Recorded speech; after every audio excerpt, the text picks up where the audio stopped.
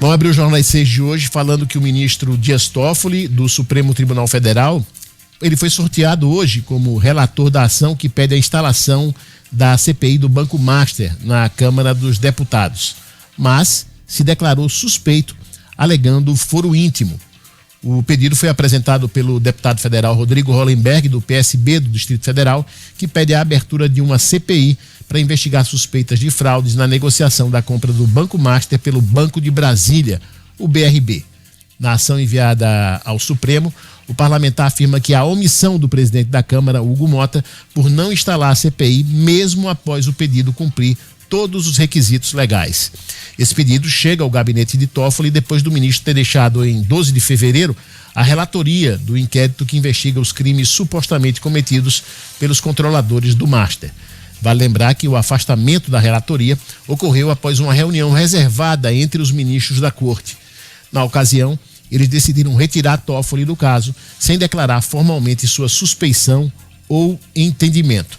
Então, o Toffoli, alegando motivo de foro íntimo, se declara suspeito para relatar a ação da CPI do Banco Master no Supremo. Boa noite, Gustavo Negreiros. Boa noite, Inácio Assunção. Boa noite, Enio. Boa noite, Inácio. Boa noite a você, amigo da 96 FM, nessa quarta-feira, metade da semana. E essa notícia, ela, na minha cabeça, quando você alega suspeição para julgar o caso do Banco Master, você alega em tudo que relacionado ao Banco Master. Então, isso quer dizer o quê? Que eu acho que o Toffoli já não vai participar do julgamento do pedido de soltura do habeas corpus do Vorcaro, né? Na minha cabeça é isso. E já mudou, porque tem uma coisa, a gente tem um livrinho que foi feito em 1988, que ele está no lixo, chama-se Constituição. Quem jogou no lixo foi o Supremo Tribunal Federal. Ele disse assim: isso aí não vale de nada e nós vamos fazer do jeito que a gente quer. Mas tem um item que é no artigo 1º. Eu não gosto nem quem diz artigo é porque não sabe, não consegue nem entender o que está lendo. Mas no artigo 1º, no começo lá da Constituição, tem um negócio que é mortal. Todo poder emana do povo. Então, o ministro do Supremo, ele está lá, ele foi escolhido pelo presidente, foi confirmado pelo Senado, não foi eleito, mas foi eleito pelo presidente, que foi eleito, foi confirmado pelos senadores que foram eleitos. Ele tem uma liberdade de fazer tudo, estava fazendo, prendendo, tomando decisão fora da lei, sendo cancão, fazendo contrato de 129 milhões, com resort, com farra de 3 milhões, estava tudo. Mas tem um povo no meio disso. E o povo, mesmo que sem ir para a rua, porque ele está com medo, porque a gente não vive numa democracia, mas o povo vai falar. Muitos dos meus comentários eu digo, depois de outubro, porque nós vamos ter um plebiscito, se a prisão de Bolsonaro está certa ou não, em outubro. Nós vamos ter um plebiscito se a gente tem que continuar com cotas, com bolsa, com essas ajudas pro resto da vida, ou se a gente vai ter economia de mercado. Nós vamos ter um plebiscito de tudo. Por quê? Porque tem duas formas antagônicas de propostas para o eleitor escolher em outubro. Mas tem coisas que passou dos limites.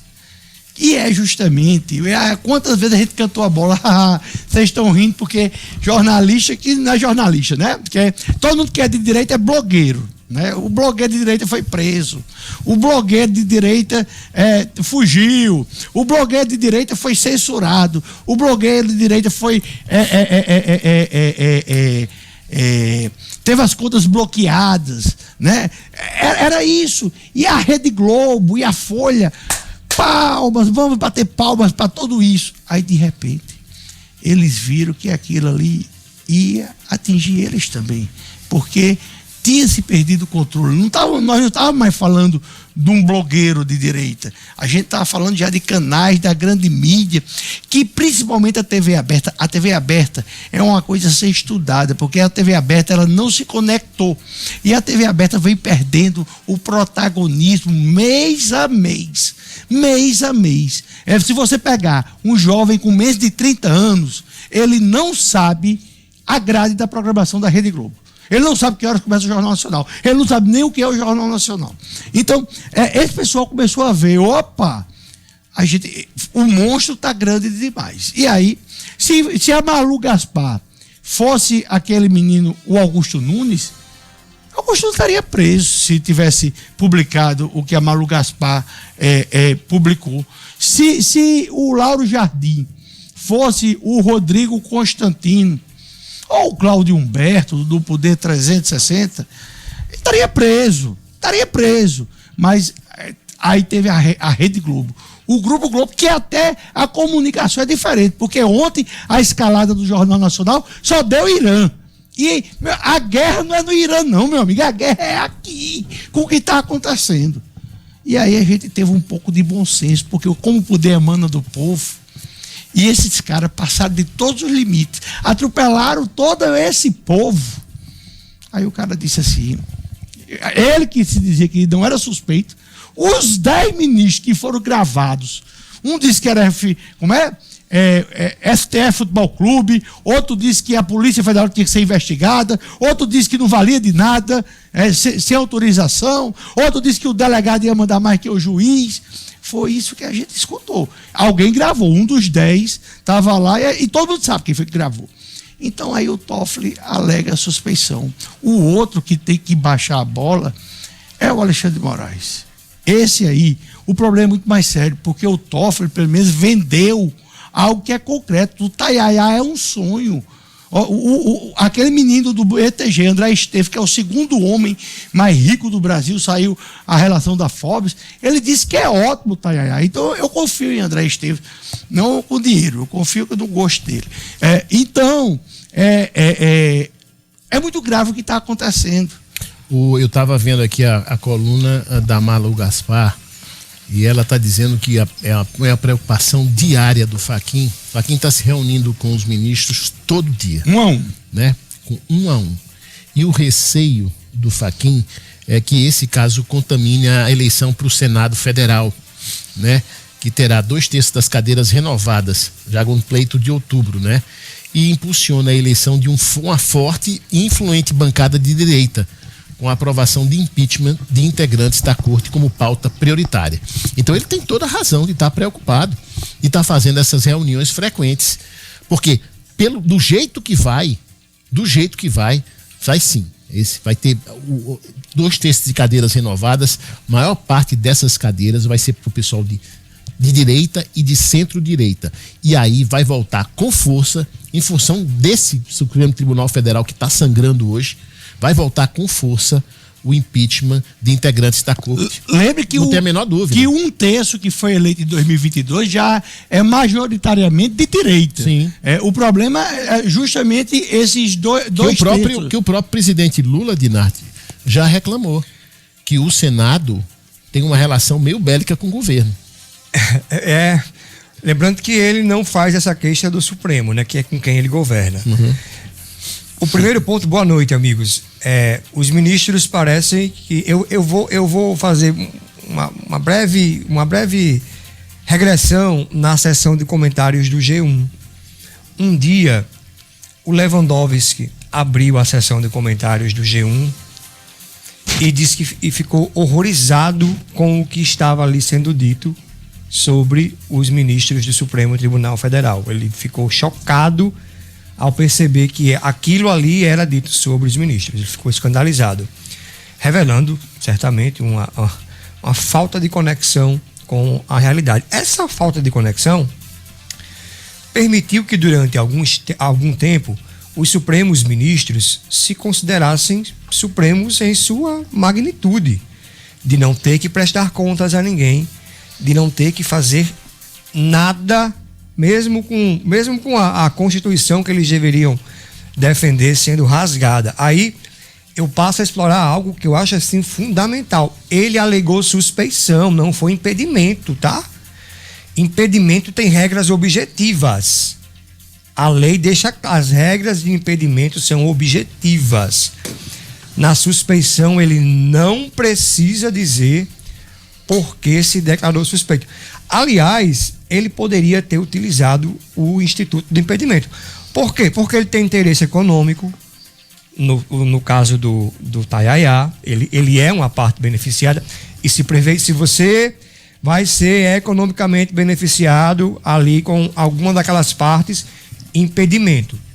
Desde o começo, olha só, gente, desde o começo, o Toffoli não tinha condições, ele não tinha a imparcialidade necessária para ser o relator de qualquer coisa ligada ao Banco Master. Mas só agora ele admite que não tem essa imparcialidade porque o caldo entornou. Mas, Dinarte, como você falou muito bem agora, ele usou o expediente errado, que a suspeição você não precisa questão de foro íntimo. Mas o impedimento é o rol. Para mim, deixa as coisas até um pouco pior. Deixa pior. Porque o impedimento, outros ministros do Supremo Tribunal Federal já declararam impedimento. Eu lembro que o Barroso declarou impedimento porque era causa que envolvia escritório a que ele era ligado. Gilmar Mendes, quando teve algo ligado ao IDP, que chegou ao Supremo, declarou-se impedido. É objetivo, porque você tem alguma relação com a parte. Na suspeição você não precisa dar nenhuma satisfação. E aí isso revela ainda mais uma coisa. Essa é uma figura que está mais fragilizada, o Toffoli, especialmente depois que nós vimos ontem que o Estadão revelou como, e essa é mais uma das histórias conhecidas em Brasília, que ontem o Estadão conseguiu publicar com documentos. A hipoteca não, o empréstimo, o financiamento do Tayaya, que o Bradesco concedeu em condições de juros abaixo do mercado. Você conseguiria no Bradesco assim um financiamento? Não existe. O juro do Bradesco, do cheque oficial, é em torno de 14%. No CDC não tem menos de 7,5% ao mês. Pois é. Ao mês. No Tayaya. E detalhe, o Bradesco não executou. Não executou. O Bradesco, você, natalense, que no veraneio troca de carro, depois o banco vai lá e pega para poder ficar charlando no veraneio, você consegue pegar um carro e atrasar a parcela, você vai ter o carro pego. Mas Toffoli não foi executado, não. Aí chega a causa do Bradesco no STF, o Toffoli não se declara impedido, não se declara suspeito. É esse o Brasil que temos hoje, entendeu?